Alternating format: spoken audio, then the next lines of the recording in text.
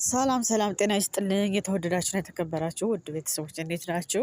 እኔ ያለው እግዚአብሔር ይመስገን። ሰላም ጤና ፍቅር በያላችሁበት ይስጣችሁ ያብዛላችሁ። ትናንት ሩታዬና አብርሽ በመገናኘታቸው እጅግ በጣም ነው ደስ ያለኝ ማለት ነው። ስለዚህ ያው እንግዲህ አውርተዋል ነገሮችን። በነገራችን ላይ ሩታ የተናገረችው ነገር እጅግ በጣም አስገራሚ ነገር ነው የተናገረችው። በጣም ትክክል ናት። የተናገረችው ነገር አንድ ባንድ ትክክል ነው።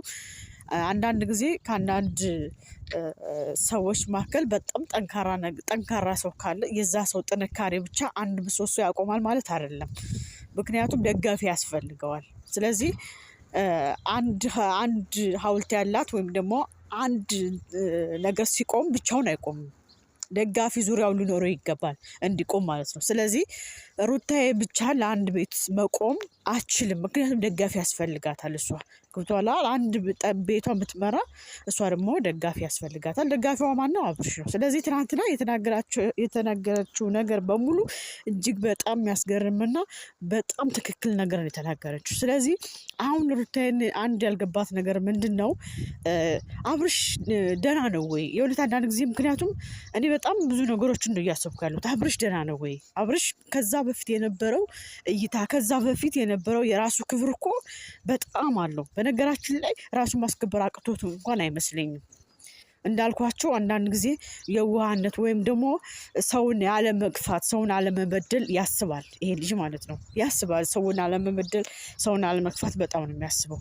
ግን ደግሞ ደህና ነው ወይ? እኔ አሁን ትናንትና በተናገረችው ንግግር ላይ የመለሰው መልስ ስላየው ምክንያቱም ደህና ነው ወይ? በቃ ደህና ነው ወይ ያስፈላል አጠቃላዩ ማለት ነው። ስለዚህ እስኪ እኔ የምለው ግን ሩታዬና አብርሽ ለእናንተ ቤተ ክርስቲያን ርቋል እንዴ? ለእናንተ ቤተ ክርስቲያን ርቋል ወይ? ለምን እንደ ማንኛውም ሰው ቤተ ክርስቲያን አትሄዱም? ለምን አትጸልዩም? ለምን ፈጣሪ ልጁን አታመሰግኑም? እናንተ እኮ መልካም ነገር በማድረጋችሁ ነው እግዚአብሔር እየጠበቃችሁ ያለው። ለሰው ደራሽ ስለሆናችሁ፣ ሰውን ከፍ ለማድረግ ስለምትሯሯጡ፣ ዝቅ ያለ ሰውን ለማገዝ ስለምትሯሯጡ፣ በዚህ በጎ አድራጎታችሁ ነው ፈጣሪ እየጠበቃችሁ ያለው እንጂ እናንተ ቤተክርስቲያን ሄዳችሁ ስለጸለያችሁ ቤተክርስቲያን ስለተገኛችሁ አይደለም። አልሄዳችሁም ቤተክርስቲያን። እግዚአብሔርን አላመሰገናችሁ። እግዚአብሔርን በእግዚአብሔር ደጅ ተገኝቶ መጸለይ ያስፈልጋል ከልብ ማለት ነው። ስለዚህ ቤተክርስቲያኑ ለእናንተ ርቋል ወይ? ለአብርሽና ለሩታ ነው ለእናንተ ርቋል ወይ? ለምን ቤተክርስቲያን አትሄዱም? ለምን እግዚአብሔርን አታመሰግኑም? ለምን አትጸልዩም? የእውነት ነው የምላችሁ። ሁልጊዜም ሳያችሁ አንድ ቀን ቤተክርስቲያን ረግጣችሁ አታውቁም። እስኪ ሂዱ። ሌላው ደግሞ ሩታዬ አንዳንድ ጊዜ እንደዚህ አንቺ ሁልጊዜ እየተናገርሽው የሚመልሰው መልስ አንድ አይነት ከሆነ ወይም ደግሞ ሁልጊዜ እየተናገርሽው የአንቺ የምትናገራቸው ነገሮች ወደ ተግባር የማይቀይራቸው ከሆነ ይሄ ልጅ ራሱ ብቻ አይደለም ማለት ነው። አንዳንድ ጊዜ ሴቶች ቶሎ የማይገባ ነገር ይሄ ነው። በጣም እየወደደን እያፈቀረን ትዳሩን ላይ ትኩረት እያደረገ ከኋላ የሆነ ነገር መጥቶ ምስቅልቅል ሲል ትኩረታችን እሱ ለምን እንደዚህ አደረገ ነው እንጂ ከሱ ጋር እሱ ልጅ ደህና ነው ወይ ብለን አናስብም። እንዴት እንደሱ እንደዚህ ያደረገ እሱ እንደዚህ ለምን ይናገራል? ለምን እንደዚህ ይሆናል? ለመቼ ነው አይረዳም ወይ ምናምን ብለን እንላለን፣ እንበሳጫለን። ነገሩ ላይ ነው ትኩረት የምናደርገው። ያ ሰው ደህና ነው ወይ? ጤነኛ ነው ወይ? እውነት ብቻውን ነው ወይ? ድሮስ የነበረው አሁን የነበረው ምን አይነት ነው ብለን ማሰብ አለብን። ስለዚህ ሩታዬ እኔ ዝም ብዬ ሳስበው አብርሽን ብቻውን አይደለም፣ እውነቴን ነው የምልሽ፣ ብቻውን አይደለም ሄድሽ። ምክንያቱም አብርሽን የምናውቀው በጣም በብዙ ነገሮች እንጂ በዚህ ተልካሻ ነገር አይደለም የምናውቀው ማለት ነው። ስለዚህ አንቺ እስኪ ያሁኑን እግዚአብሔር ነገሮች ችግሮቹን ፍቶ የማይፈታ ችግር የለም። ተጣልቶ የማይታረቅ ነገር የለም። እናንተ ደግሞ በጣም ስለምትዋደዱና ስለምትፋቀሩ ነው። የሚፋቀር ሰው ነው ሲጀምር የሚዋደድ ሰው ነው እንደዚህ የሚጣለው።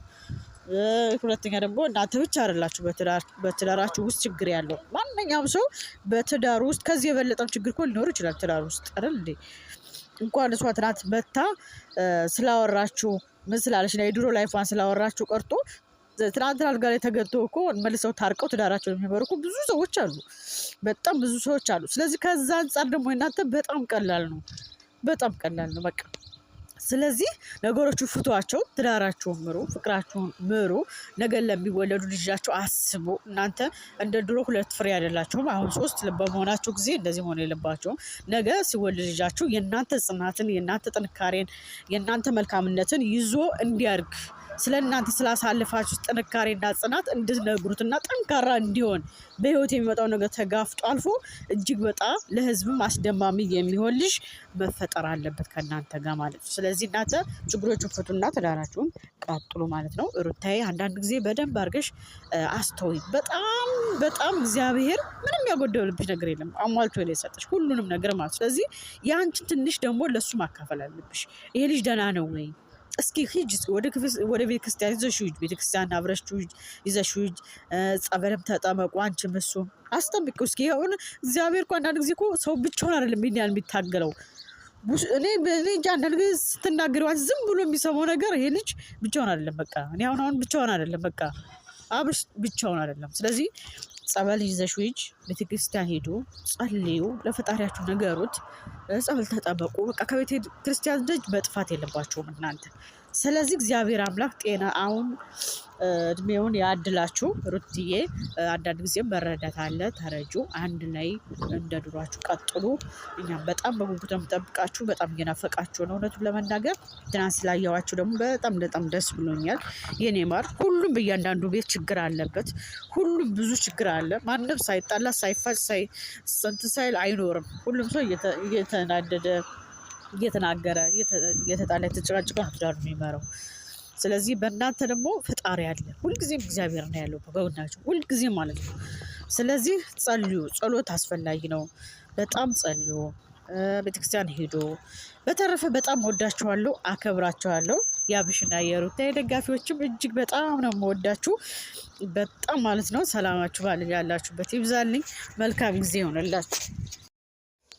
ሰላም ጤና ይስጥልኝ። እየተወደዳችሁ የተከበራችሁ እንዴት ናችሁልኝ? እኔ ያለው እግዚአብሔር ይመስገን። እናንተ በያላችሁበት ሰላም፣ ጤና፣ ፍቅር፣ አንድነት ማግኘት መትረፍረፍን እግዚአብሔር አምላክ ይስጣችሁ ያድላችሁ።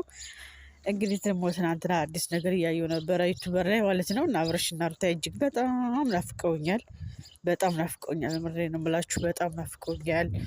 ትናንትና በጣም ቅርቡ ስከታተሉ አላገኘኋቸውም ማለት ነው። እናንተም አላያችሁም እና በጣም ናፍቀውኛል። እግዚአብሔር ብቻ ባሉበት ሰላም ያርጋቸው።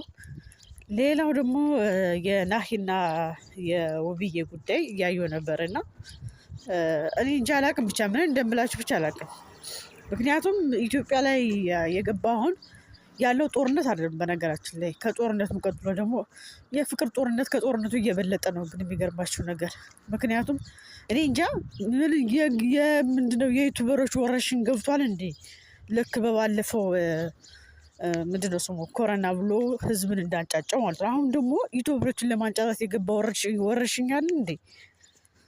እኔ አሁንስ ግራ ገባኝ እኮ እናንተ። በቃ እዛ ቡታጅራ ያሉትንም አዲስ አበባ ያሉትንም ሁሉም ሰላም የሆነ ዩቱበር እኮ የለም። ሰላም የሆነ ዩቱበር የለም። ሁሉም ተጋጭተዋል፣ ሁሉም ተጣልተዋል፣ ሁሉም ጠላይ ናቸው፣ ሁሉም ጦርነት ናቸው። እንዴት ደግሞ በእርጉዝ ሴቶች አትምጡብን እንጂ ምን ጉድ ናችሁ እናንተስ ደግሞ። በተለይ ሴቱ ነሽ፣ በሴት ልጅ አትምጪ። እርጉዝ ሴቶችን አትረብሹ። እዛ ስትንዘላዘኝ ከርመሽ እንደፈለግ ስትሆኝ ከርመሽ አሁን በሰው ልጅ ላይ ህይወት አዲስ ነገር ስታይበት አትምጪ። የኔ እናት አትምጪ። ምን አይነት አይምሮ ነው ያላችሁ ግን አንዳንዶቹ ሴቶች ማለት ነው። ትዳር አግብቶ እየኖረ መጥተሽ ትረብሻለሽ። እንዲሁ ራሳችሁን ያዋረዳችሁ ሴቶች እኮ ናችሁ የበዛችሁት። አሁንማ ራሳችሁን ያዋረዳችሁ ምንም ሴቱ ናችሁ፣ ሴቱ አልሆናችሁ ሴቶች ማለት ነው ትረብሹ ያላችሁት። ናሂና ውብዬ ትናንትና ደግሞ በነዛ መንታ ልጆች ነበር ሲረበሹ የነበሩት አይደለ? ይክሩ ነው ግራም ነው የሚባሉ ሁለት መንታ ልጆች በውብዬና በናሂ ገብተው እንደዛ ሲረብሹ የነበሩት ማለት ነው። እንደውም ውብዬ ፌንት አድርጋ ሐኪም ቤት ይዘዋት ገብተዋል አይደለም? ስለዚህ እነዚህ ልጆች መያዝ አለባቸው። ውብዬ አንድ ነገር ብትሆን ሁላችን በኮሜንት የጻፍነው ነገር ነው። ኮሜንት ላይ በጣም በርካታ ውብዬ ነው የሚለውና አንድ ነገር ብትሆን ከእናንተ ራስ አንወርድም። ምክንያቱም ውብዬ የኢትዮጵያ ተምሳሌት ናት። ምክንያቱም በጣም ጥሩና መልካም ሴት ናት። የኢትዮጵያ ሰራተኞች እንዴት መያዝ እንዳለባት እንዴት አድርጋ እየተንከባከበች ለእኛ እንዳሳየችን ራሳችን ነው የምናውቀው። ምክንያቱም ኢትዮጵያ ላይ ከሚያሰሩ ሰራተኞች አንዷ አሰሪ እሷ ናት እና መልካም አሰሪ ናት።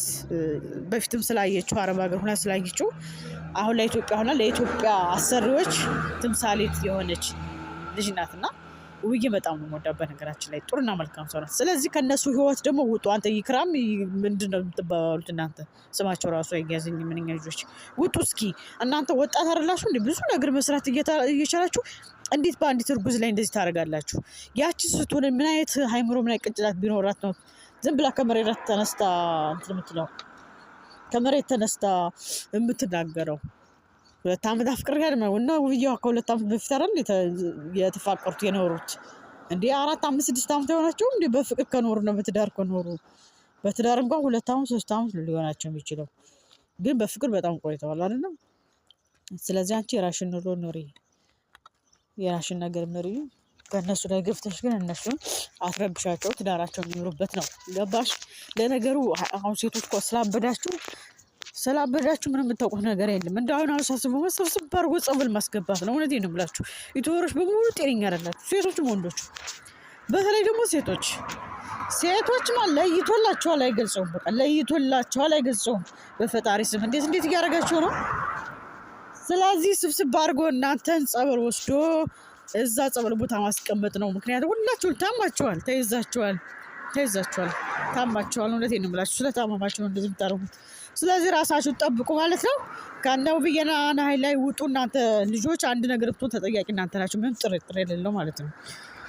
አንቺ ደግሞ ራሽን የረከሽ ሴት ማለት ነው፣ አይምሮ የሌለሽ ማሰብ ያቃተሽ ከነ ውብዬ ራስ ላይ ውረጅ። ገባሽ? ስሚ ድንጋይ ራሱላ እንደው መች ነው ግን የሚገባችሁ?